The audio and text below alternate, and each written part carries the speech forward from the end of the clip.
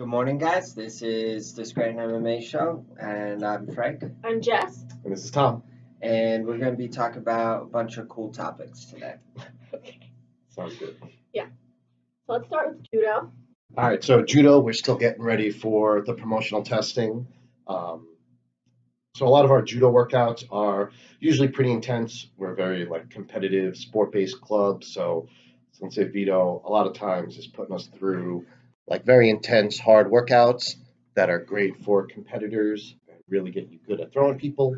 But 2 days a week now, we are focusing on getting ready for the promotional, which means we spend a lot of time breaking down throws, all the different parts of the throws, the difference between the throws, like why I should use one throw instead of another, even what do all the Japanese names mean, stuff like that. So it's definitely pretty cool. I'm glad we're not a club that does that 360 days a year, something like that. But it's a good mix. And what's cool is a lot of the students are starting to, especially as they go from white towards brown, they're starting to get it. Why do I do this movement instead of that movement? Why does this circle work? Or why would I use this technique against a righty but not a lefty? So I think at times when you're able to focus that, it really lets you expand your game. And it's just cool to see a lot of our students that are moving through Phil, Lofty, Jason, Carm, Masako, that are getting higher in rank. They're really starting to put it all together. And it is cool to see a club that's, not to toot our own horn or our students or Vito, but our guys and girls do very well in competition. But it is a little bit of a sacrifice in your basic technique, which is what a lot of judo clubs do. You go to a lot of judo clubs and it's 30 minutes of slow, step-by-step, non-moving practice. And it's not even debatable how much that helps versus crash padding, drilling, and moving. So it's definitely cool to see all our competitors be like, oh, wait, I better learn how to do this slow and steady and be able to demonstrate it. So it's a great model. I'm glad we're doing it. And it's definitely cool to see the students pick it all up. So keep it up. If you have any questions, just let us know. We'll help you get all those techniques down that you need for your promotional. It's cool. I hear you guys are going to travel. Yeah, so this Friday, another road trip to Mainline in Philadelphia. It's a cool club. What they do is about once a month, they have what we would just call an open mat, where it's just rounds after rounds after rounds. And it's a great way for our students to go and try this stuff against other people. So, a lot of times, so for me and Vito, for example, now 10 years just doing the same stuff against each other over and over, I know what he's doing. Or even when he adds a move, he's trying it on me, practicing it on me. So it's not a real good representation of what'll happen in a tournament. So when you go to another club, fresh students, they're going to react like how a normal person will react in a tournament or competition, something like that. The other thing that's good is, this isn't a modified double elimination. It's not single elimination or round robin. You're going to go and get as many rounds in as you can handle. So bring your water, stay hydrated, and you can get a lot of rounds. We'll be carpooling from here Friday night. Just talk to Vito or send us a message, anything like that, if you want to get in on the road trip. In case you don't know, these are 100% free. It's definitely worth going to and checking out. So try to make that if you can. Sounds like a good time. It's fun. Okay, so Frank, what is the 101 lesson plan for this week?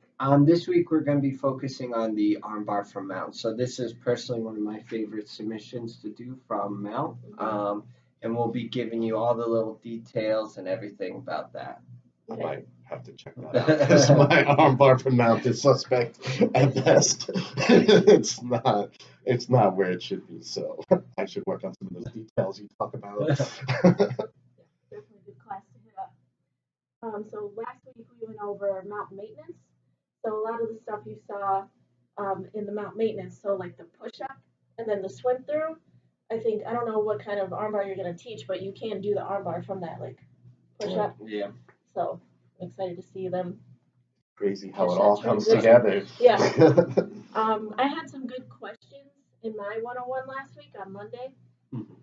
So we did the mount maintenance drill at the end of class, and one girl, she knew the top stuff, but she's very new and she didn't know the bottom escapes. Yeah, so real quick, I showed her during class, like the trap and roll. So you trap the arm, trap the leg, bridge over. But she was like getting stuck because that was the only one that she knew. So at the end of class, she asked like, what else can I do to get out of bottom mount? So we went over like the basic, just push and hip escape. And then I talked about how you kind of have to like chain them together and just spam them. Yep. Because those are like your two basics. Mm-hmm. Everything else is kind of a little too flashy. Yeah, I'll rarely get out of mount with one movement. just crazy, like against judo guys. Yeah. Power out or whatever. But against like anyone good, purple belts, brown belts, like, and that's normally what I go to. So if you go with me, like, skip over this. But like, I normally just fake like that trap and then just hard knee escape. Yeah. But if I just do one or the other, it's like moving a telephone pole, like nothing happens. So yeah, you gotta escape and know like the A B or whatever. Right. Go back and forth. Yeah. Cool. Good stuff. Yeah.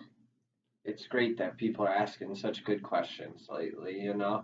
That's one way to help get you better in martial arts in everything we do. It's just ask questions, right? Nobody will ever criticize you for asking a question or anything like that. So please ask questions when you have the time. Yeah. I think that's one of the best things about this place over the last like few years is every instructor can answer questions like it's a seminar. And I mean, one of those reasons is we go to a lot of seminars, we compete, all our instructors are really on top of stuff, but I mean, a lot of schools, that's just not like the culture. And I understand that, and that's cool if that's how you want to run your club. We're just not like that. We're more of like the open book, dump all the knowledge out, see what they can pick up. Mm-hmm. And I just think that's a great way to do it. Like, all our classes end with rolling. And then, like, I think I like the way Frank does it too a lot. He's like, any questions on what we did? Any questions on anything? Because you just sparred. Like, I got rolls in and, like, maybe someone squished me, maybe someone choked me, maybe, like, I know, like, even, like, newer students, sometimes they'll get me in something. I'm like, that shouldn't have been that hard. And I'm like, all right, what's up? How come that was way harder than it should be? And like all the instructors are like, just do this, just do that. It's not like, oh, well, you need a year to get good at that. No, it's like put your hand here, move your hips that way. So yeah, I love the Q&A part of class. I think it's awesome. Even if sometimes it's like 20 minutes long. It's all good. It helps me learn, like as an instructor though, when people ask questions, because sometimes I'm like, oh, I'm a little nervous. I don't know if I'm going to know this answer, but as long as I can like think through it and break it down, then it helps like my game.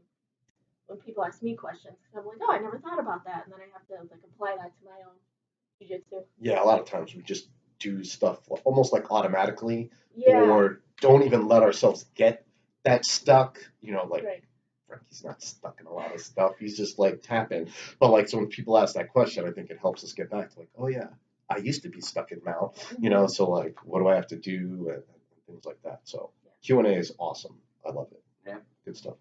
Okay. What do we got next? Okay, so for the IBJJF New York Open, if you're interested in that, it used to just be brown belt and up needed a membership, but they changed it for 2018, so purple belt and up needs a membership.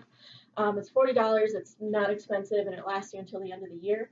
And you just like renew it at the beginning. So in January, you have to renew it again. So that's new. So if you're like a purple belt trying to do that tournament, just let me know. The process is pretty simple. And then Phil McLaurice is our like professor that we go through. So we have to make sure he signs all the documents before we send them in. So I'll try to put something in the members group. So I'm thinking like Tyler, Dave Main, purple belts that usually do the IBJJF. You're going to have to get a membership. So kind of stinks because it's like a whole process. Cuts down on those sandbaggers. Yeah, I'm sure that's what it is. And then you don't have to carry your driver's license around because you need an ID. And I'm always afraid I'm going to lose it. So if you have your IBJJF ID, it's not like you're losing something like super important that you need to like drive home with. Yeah. They need an app. Yeah, that would be a good idea. Yeah. That would be. Call me. I'll build it up for you. Yeah. That's cool. So what else is up? So we have our seminar this weekend. Yeah, a lot of new people interested in that, but also it's funny, like people are like, "Ooh, I want to do it," but then at the same time, like, "But what is it?" So it's definitely cool. I think a lot of times people want a new way to work out, and a lot of times people want self-defense. And like, if you've lifted at a gym, did cardio, did like boot camps or whatever, and you want something different, like obviously they don't really know what the difference is. So um, this class will go over the basics and kind of introduce you to what we do in our striking program and what we do in our grappling program. So this first class might not be the toughest, craziest workout, but it'll give you an idea like, oh, if I did this for an hour, if I did lots of reps with speed, if I tried to do this stuff with someone resisting and on top of me, that it's a great workout, full body, great way to like burn fat, reduce stress, all of that. And then I think it's definitely funny to us on this side, but people still think we're kicking and breaking boards and fighting with nunchucks and stuff. So, it'll give you a good idea how Muay Thai can keep you perfectly safe and not have to worry about, getting in trouble, and how like Gracie JiuJitsu, a little more biased towards that, but Gracie JiuJitsu, like it's kind of like the ultimate real world self-defense. And people still don't even know what that means. Like, oh, are we better at punching and kicking? No, it's grappling, it's fighting on the ground, staying safe, getting submissions. I always like to say you can't, like when you do Gracie JiuJitsu, because it's the one art that works when you can't do what we always preach, which is if something's going down, run. Just run. Like, don't be a hero. This isn't like YouTube or World Star. Like, we don't need a video of this. No one cares. If like there's drama going on or drama coming your way, just walk away, run away. No big deal. But when someone grabs you, it's different story. And that's where Gracie JiuJitsu is just like, it really can't be beat. And it's like the easiest part of Gracie JiuJitsu. I mean, like, grab me, cool. Now I don't have to worry about getting punched, kicked, headbutt. So now I can just choke you out, go home. So all our top instructors are going to be there. Steve Wilson for striking. So you're going to learn really good stuff from our best instructors. Everything will be broken down. And, as just pointed out online in our pages and everything, this is for beginners, for new people, so we're gearing this with that in mind for like day one people, very new people who want to get into it and want to check it out. So you're not going to be placed under a lot of pressure. We're not going to expect you to know stuff. If you've never done anything, this is definitely the class to come out and check out. Yeah, it'll be fun. Can't wait. Yeah. So if there's any questions, let us know. You'll see posts and ads. We have an event, everything like that. So bring some friends, tell your friends. It'll be a good time. Yes. It will be. Is that it? I think that's it. We went over our notes and everything. Yeah. Thank you very much for watching.